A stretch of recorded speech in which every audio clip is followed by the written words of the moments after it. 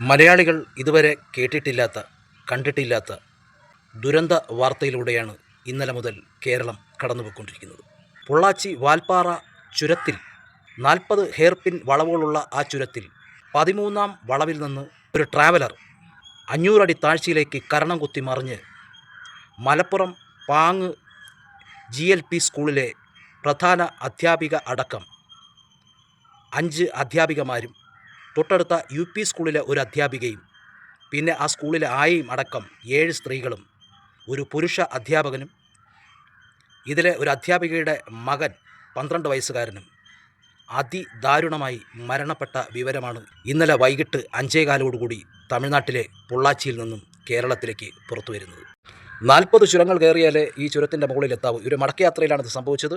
13ാം വളവിൽ വെച്ച് മറ്റുള്ള എതിരെ വന്ന വാഹനത്തെ കണ്ട് വെട്ടിയൊടിച്ച വാഹനം 500 അടി താഴ്ചയിലേക്ക് മറിഞ്ഞ് 9ാം വളവിൽ വീഴുകയുണ്ടായി. ഈ വാഹനത്തിൻ്റെ അവസ്ഥ കണ്ടു കഴിഞ്ഞാൽ സത്യം പറഞ്ഞാൽ അതൊരു വാഹനമാണോ എന്ന് നമുക്ക് തോന്നിപ്പോകും. വാഹനമല്ല, അതൊരു ആക്രി സാധനമായിട്ട് മാറി. 4 ടയറുകളും കുറച്ച് ഇരുമ്പിൻ്റെയും തകരത്തിൻ്റെയും കഷ്ണങ്ങളും മാത്രം അവശേഷിച്ചു.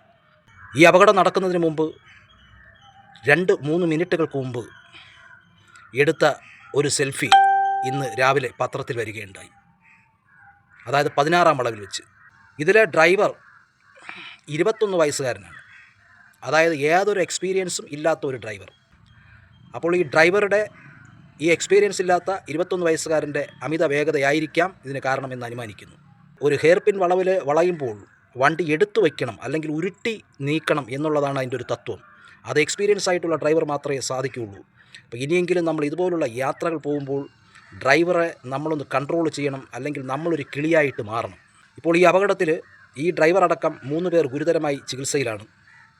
അതിൽ ഏറ്റവും വലിയൊരു ആശ്വാസം എന്ന് പറയുന്നത് 11 വയസ്സുകാരി മസ്നീനി നിസാര പരിക്കുകളോടെ രക്ഷപ്പെട്ടു എന്നാണ് അറിയാൻ കഴിയുന്നത്. ഇപ്പോൾ പെരിന്തൽമണ്ണ ഹോസ്പിറ്റലിൽ ചികിത്സയിലാണ്. ആ മസ്നീനിയുടെ ആരോഗ്യത്തിനായി നമുക്ക് പ്രാർത്ഥിക്കാം.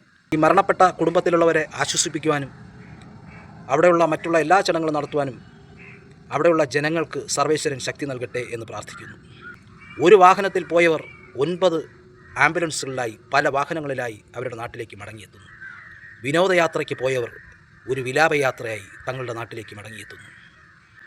ഇനിയെങ്കിലും ഇങ്ങനെയുള്ള ദുരന്തങ്ങൾ ഉണ്ടാകാതിരിക്കാൻ നമ്മുടെ യാത്രക്കാരടക്കം നമ്മളൊന്ന് ശ്രദ്ധിക്കുക.